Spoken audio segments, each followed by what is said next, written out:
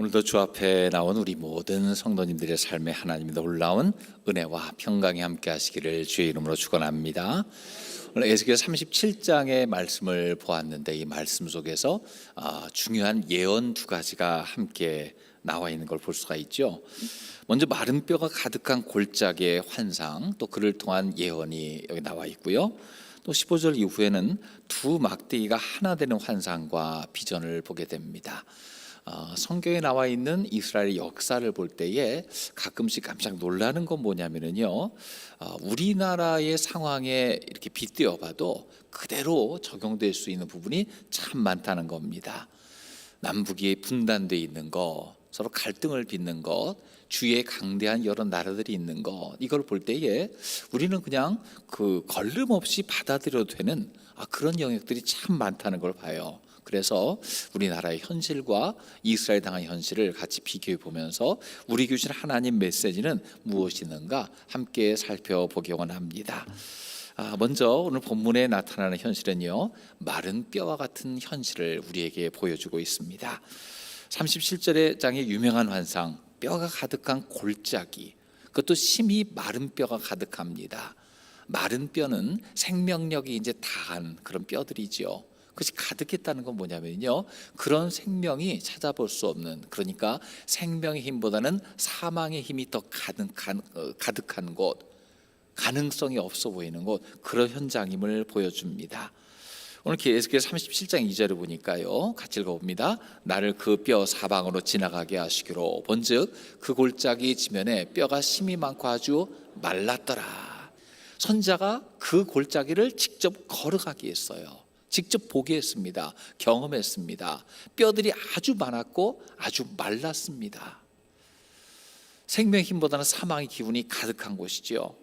이 장면을 볼 때에 아마 나이 드신 분들은 옛날에 캄보디아의 킬링필드를 기억할 겁니다. 공산주의자들에 의해서 살해당한 수많은 사람들의 뼈를 발굴해서 전시해 놓은 곳이 있어요. 뼈가 가득한 탑이 있습니다. 매우 귀귀한 모습이죠. 그런데 그곳에 생명은 없고 상처만 가득합니다. 그런데 이 뼈의 환상이 보면 사망의 권세로 가득해서 가능성이 없다 생각할 수 있는데, 오늘 본문의 환상은요, 이 가능성 없는 현장이 하나님 말씀으로 바뀌어지는 모습을 보게 됩니다. 나중에 이 뼈는 무엇이냐, 이스라엘 온 족속이라 해석하고 있어요. 당시 이스라엘은 아수르와 바벨론에 의해서 차례로 멸망당합니다. 포로 생활을 겪는 중입니다. 그들의 상황이 마른 뼈와 같습니다. 하나의 민족이 남북들로 갈라져서 서로 싸우고 배척하다가 차례로 멸망을 당했습니다.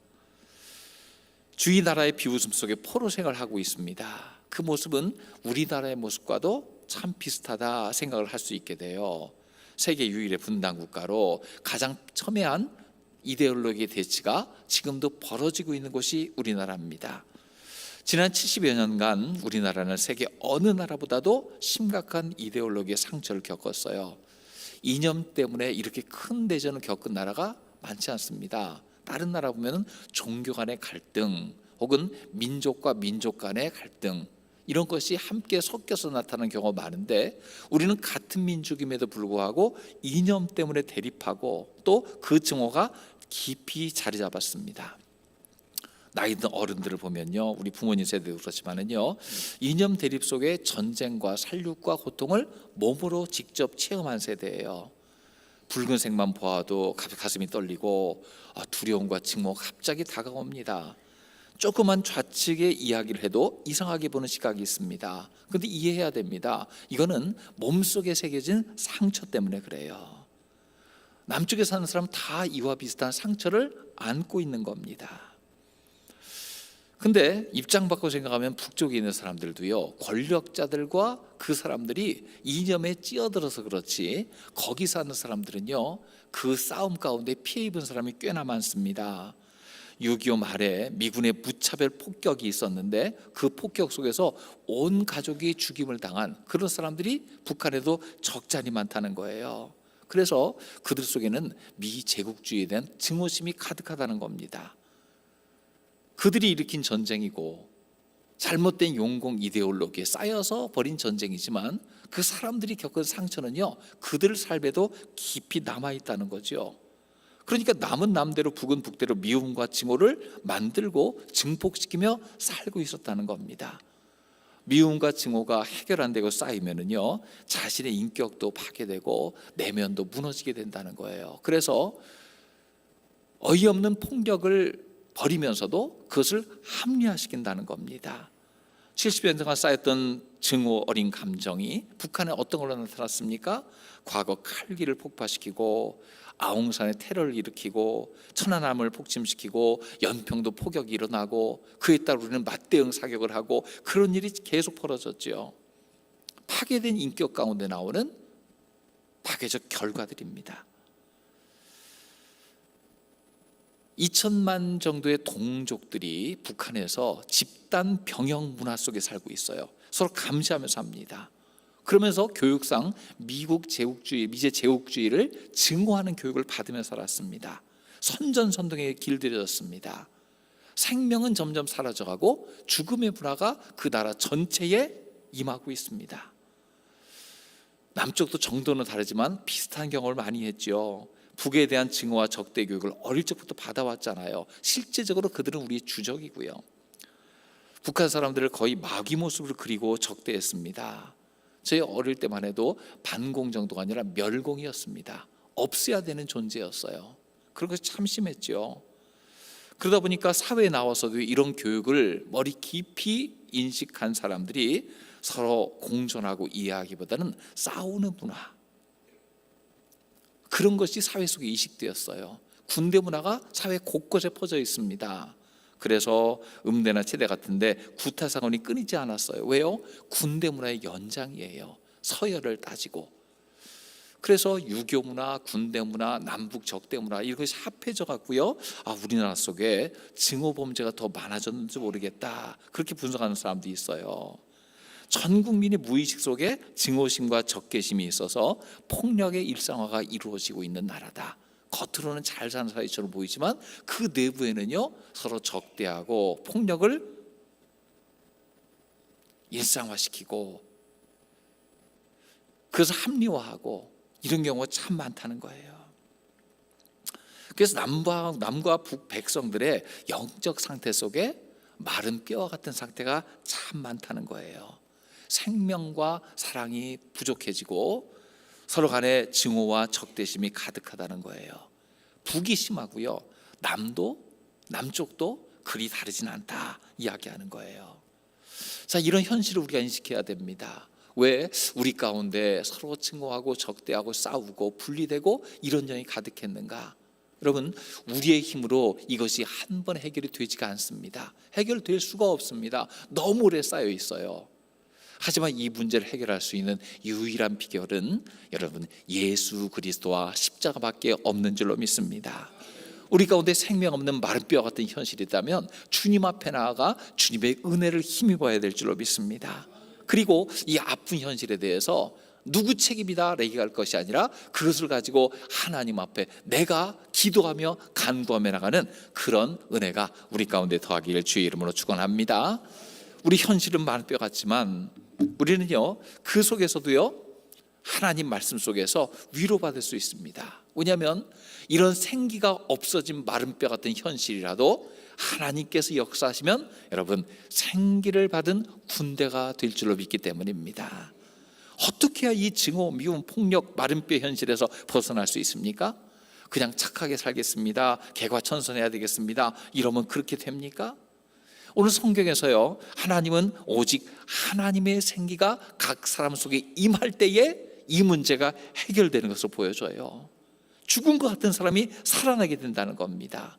피폐해진 심령에 하나님의 생기가 임하면요, 그때부터 역사가 일어나게 된다는 거예요. 에스겔 37장 4절 5절 말씀 보겠습니다. 같이 읽습니다. 또 내게 이르시되 너는 이 모든 뼈에 대안하여 이르기를 너희 마른 뼈들아 여호와의 말씀을 들을지어다. 주 여호와께서 이 뼈들에게 이같이 말씀하시기를 내가 생기를 너희에게 들어가게 하리니 너희가 살아나리라. 하나님 말씀을 대언합니다. 말씀을 선포합니다. 너희 마른 뼈들아 여호와의 말씀을 들을지어다. 여러분, 살아있는 하나님 말씀을 들을 때 그들의 삶 속에, 마른 뼈 같은 현실 속에 생기의 역사가 일어날 줄로 믿으시기 바랍니다. 하나님 말씀을 대신하여 전할 때에 뼈들이 일어납니다. 서로 연결됩니다. 힘줄이 생깁니다. 살이 오르고 가죽이 덮입니다. 이제 사람 모양을 갖췄습니다. 하지만 결정적으로 필요한 것, 그 속에 생기가 들어가야 됩니다. 그럴 때 변하여 하나님의 군대가 되는 줄로 믿습니다. 37장 10절에 보니까요, 내가 그 명령대로 태어나였더니 어떻게 됩니까? 생기가 그들에게 들어가매 살아서 일어나서는데 극히 큰 군대더라. 사람의 모양만 있는 것이 아니라 그 모양에 생기가 들어갔을 때 군대로 역사한다는 거예요. 여기 생기라는 단어는 히브리어 루아흐인데요, 바람, 힘, 하나님의 입술의 기운이라는 뜻입니다. 시작에서는 그 브뉴마란 말로 번역되죠. 이 하나님의 생기는요, 성령의 바람입니다. 마른 골짜기의 뼈들이 일어나 살이 오르고 가죽이 덮이며 겉모습은 사람처럼 되었지만 그 속에 성령이 임하여야 비로소 하나님의 군대가 되는 줄로 믿습니다. 이걸 우리는 뭘 볼 수가 있냐면요, 예수님께서 부활하신 후에 제자들의 모습을, 우리 그 제자들의 모습의 변화를 보면 이걸 알 수가 있어요. 제자들은요, 예수님이 부활하신지도 모르고 문을 꼭 닫고 남들이 두려워서 보이지 않는 곳에서 숨어 있었습니다. 두려워 떨고 있었습니다. 그런데 예수님께서, 부활하신 예수께서 그들에게 나타나셔서 너에게 평강이 있을지어다 선포하시면서 사명을 주시고 특별한 행동을 보여주셔요. 요한복음 20장 20절 말씀입니다. 같이 읽어보겠습니다. 이 말씀을 하시고 그들을 향하여 숨을 내쉬며 이르시되 성령을 받으라. 입으로 바람을 뱉어내는 행동을 했습니다. 그들이 이제 그들 가운데 임하실 오순절 성령님을 예수님께서 몸으로 보여주신 거예요. 두려워 떨고 있습니다. 숨어 있습니다. 그 제자들의 모습, 살아있다는 이름은 가졌지만 그들의 모습은요, 마른 뼈와 비슷한 모임 아닙니까? 힘도 잃고 능력도 잃고 생명도 잃고 비전도 잃고 은둔하여서 사람에게 보이기를 원하지 않는 그런 모습들, 마른 뼈와 같지요. 근데 그들이 예수님의 이 명령을 듣고 하나님 말씀 듣고 순종하기 시작합니다. 모여서 열심 다해 기도합니다. 열흘 동안 열심으로 기도할 때에 여러분, 그 장소에 하나님의 숨, 하나님의 바람, 성령이 임한 줄로 믿습니다. 사도행전 2장 2절에 보면은요, 호련히 하늘로부터 급하고 강한 바람 같은 소리가 있어 그들이 앉은 온 집에 가득하며, 실제 바람 분 것이 아니에요. 바람 같은 소리가 가득했다는 겁니다. 그러니까 자연의 바람이 아니라 성령의 바람이 그들 가운데 불어 닥친 겁니다. 아마도 부활하신 주님께서 그들의 기도와 하나님의 마음을 보시고 때가 되었을 때에 하늘 보좌에서 성령님을 그들에게 바람처럼 보내주신 줄로 믿습니다. 그때 두려워 떨던 제자들, 은둔해 있던 예루살렘 초대교회가 그때부터 살아 움직이기 시작합니다. 그 전까지 살았다는 이름을 가졌지만 죽은 자 같았습니다. 하지만 하나님의 성령의 바람이 그들에게 불 때에 어떻게 됩니까? 능력받아서 강력한 말씀의 선포가 있었습니다. 변화된 사람들의 증언이 있었습니다. 그들을 적대하는 자들을 두려워하지 않고 나가 선포하기 시작했습니다. 그때 놀라운 회개 운동이 일어나고 수많은 백성들이 주께로 돌아온 역사가 일어난 줄로 믿습니다. 여러분, 이런 성령의 역사가 한국 땅, 한국교회에 다시 한번 일어나기를 소망합니다. 북한에 숨어서 기도하는 교회가 있어요. 핍박받고 고난 속에 숨어있는 그리스도인들이 있습니다. 여러분, 그곳에 성령의 바람이 불 때에, 그들의 기도에 하나님 응답하실 때에 북한에 있는 어둠의 영이 힘을 잃을 줄로 믿습니다. 남쪽의 교회들 이제 물질적으로 많이 부유해졌습니다. 하지만 영적으로 핍절한 교회가 너무 많아요. 그곳에 성령께서 임하실 때에 탐욕의 영이 사라지고 성결한 하나님 백성이 일어날 줄로 믿습니다. 남북 사이에 하나님 영이 임할 때에 서로 간의 분열의 상처를 딛고 일어나는 치유의 영이 역사하실 줄로 믿습니다. 그래서 우리 기도 제목은 그래야 돼요. 하나님, 약속하신 성령의 생기를 이 땅의 교회 남과 북에 곳곳마다 불어서 마른 뼈 같은 사람이 일어나고 그들이 하나님의 생기를 얻어서 이 땅을 회복하고 치유하는 데 쓰임받게 해 주옵소서. 여러분, 이런 기도가 우리 가운데 계속돼야 될 줄로 믿습니다. 성령받아 살아있는 하나님의 군대가 이루어지고 그들이 활동이 시작할 때 여러분, 우리 가운데 오랫동안 말로만 부르짖던 꿈이 이루어지게 될 줄로 믿습니다. 즉 통일 조국의 꿈이 우리 가운데 이루어지게 될 겁니다. 꿈에도 소원은 통일. 요새 이 노래 잘 안 불러요. 어른들만 부르지 애들은 이 노래를 몰라요. 하지만 이 통일 조국의 꿈, 하나님께 주신 비전이 우리 가운데 이루어지는 것을 살아서 봤으면 좋겠어요. 하나님께서 마른 뼈 같은 이들을 살리시고 생기를 불어넣어 군대가 되는 비전을 보여주신 후에 에스겔이 또 다른 환상을 봤거든요. 두 막대기가 하나가 되는 환상입니다.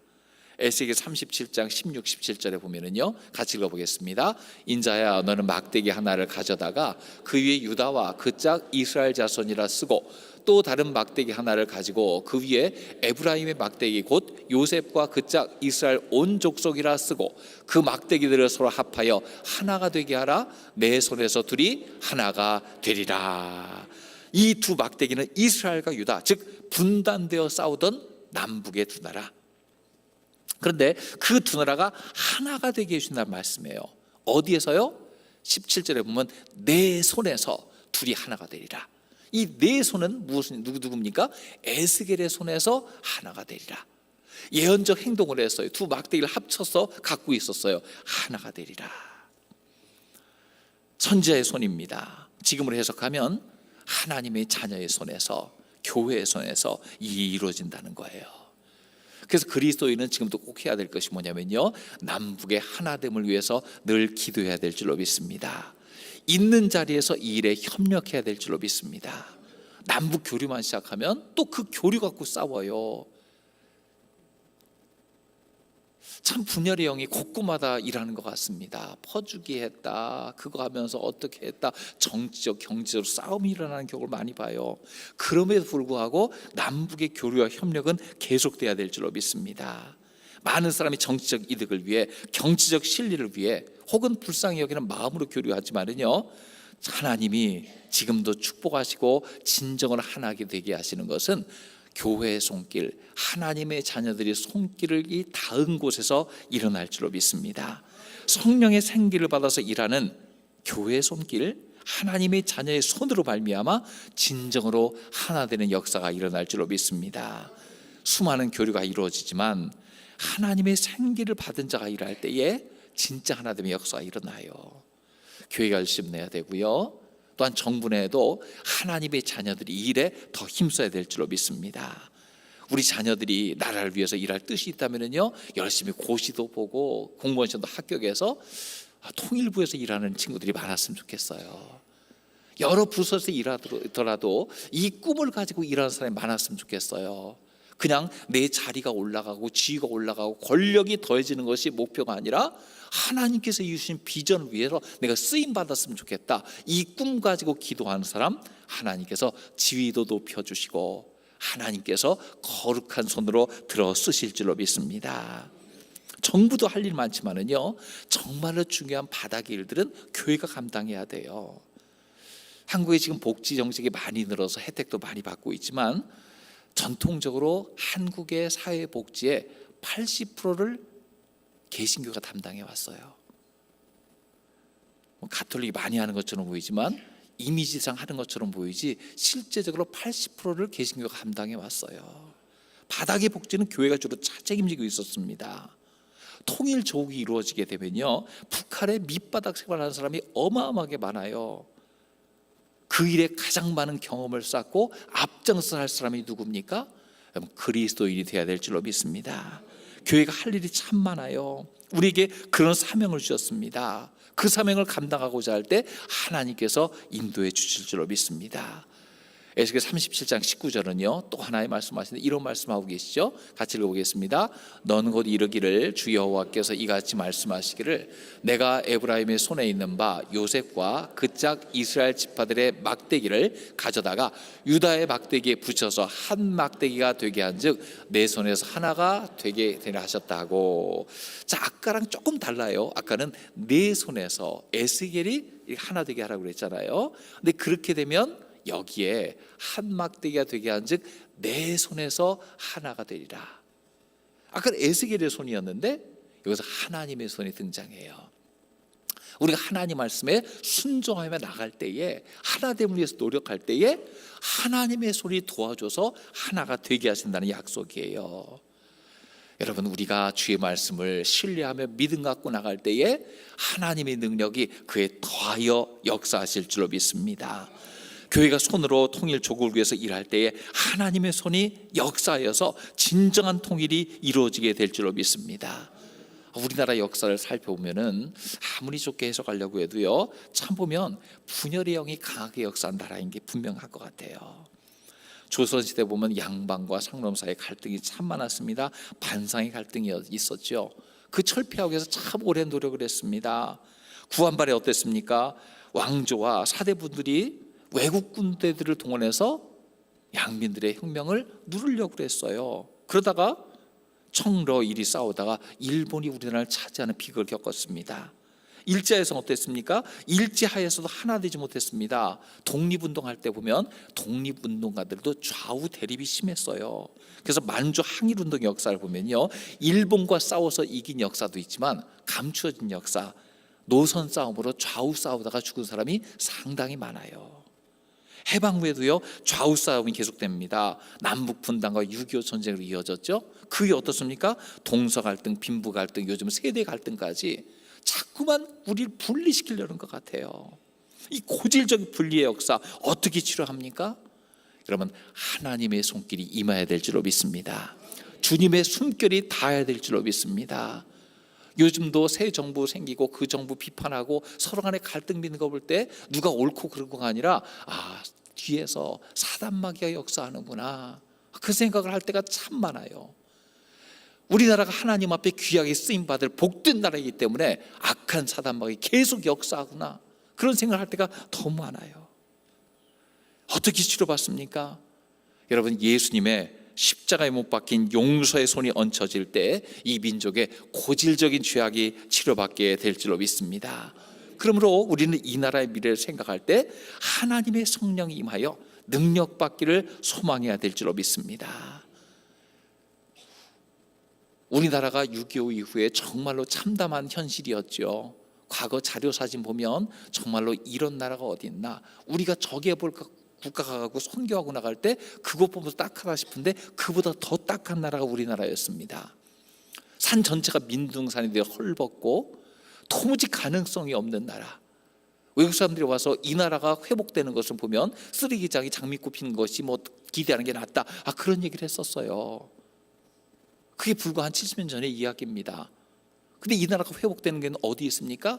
어떤 정치 운동에서 아닙니다. 성도들이 기도하고 나라 위에 간구한 그 기도에 하나님이 응답하심이 제1번의 원인인 줄로 믿습니다. 성도들이 기도했고요, 정말로 참담한 우리나라, 가난한 나라, 하지만 열심히 기도할 때에 교회에 부흥이 맺습니다.